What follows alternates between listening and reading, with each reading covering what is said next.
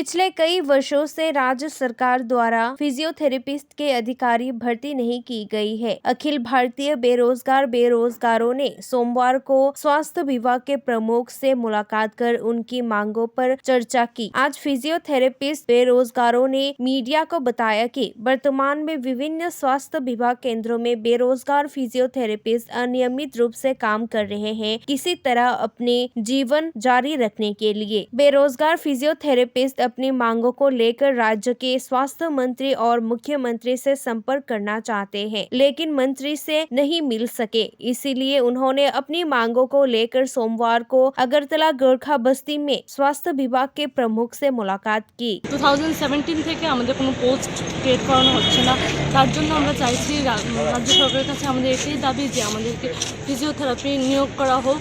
আর আমাদের কি হেলথ কেয়ারে আমাদের কি আমরা হেল্প করতে পারবো, এটা আমরা যাতে পুরো একটা হেলথ সিস্টেমে যাতে আমরা এটাকে উঠে ধরার এই পরিষেবাটা যাতে দিতে পারি, সেটাই আমরা চাই যে আমাদের যাতে পোস্ট ক্রিয়েট হোক। আমাদের চাকরির জন্য আমরা ফিজিওথেরাপি পড়েছি, অনেকজনই পড়েছে, তো এখন আমাদের কোনো চাকরি বিগত 5 বছর ধরে আমাদের কোনো চাকরি নেই।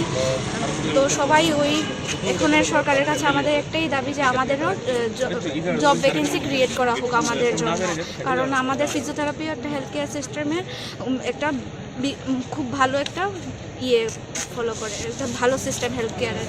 কোভিডের পরিস্থিতি কাল থেকে আমরা সবাই জানি যে ফিজিওথেরাপি গুরুত্বপূর্ণ একটা ভূমিকা একটা আছে। এটার যে গুরুত্বটা আরও কতটা, এটা কোভিডের সময় আমরা সামনে আরও উৎসাহিত। তারপরেও দেখা গেছে কি বিগত বছরে কোনো রিক্রুটমেন্ট হয় নাই। এই ইদানিংকালে রাজ্য সরকারের তরফ থেকে অনেকগুলো হেলথ সেক্টরেতে জব ভ্যাকেন্সি বাড়িয়েছে, কিন্তু ফিজিওথেরাপিতে স্টিল ভ্যাকেন্সি 0। আরটিআই করে আমরা জানতে পারছি যে 2টার মধ্যে এখনও মতো ভ্যাকেন্সি আছে, বাট তারা এটার লেগেছে এখনও কোনো রিক্রুটমেন্টের নোটিশ তারা জারি করছে না। এই দাবি নিয়ে এসে আমরা ডাইরেক্টরের সঙ্গে দেখা করতে চাইছি যে নেক্সট ইয়ার বা এই ইয়ারে যাতে আমরা যদি রিক্রুটমেন্ট যেতে পারি, কারণ প্রত্যেক বছর কত ছাত্র পাস করছে, ত্রিপুরা থেকে পাস করতেছে, বাইরের থেকে পাস করতেছে, মাস্টার ডিগ্রি করতেছে, তারপর তারা বেকার হয়ে রয়েছে। হেলথ সেক্টরে তো সবাই 500 মতো আমাদের ভ্যাকেন্সি আমাদের বেকাররা আছে, master degree and bachelor degree complete করা।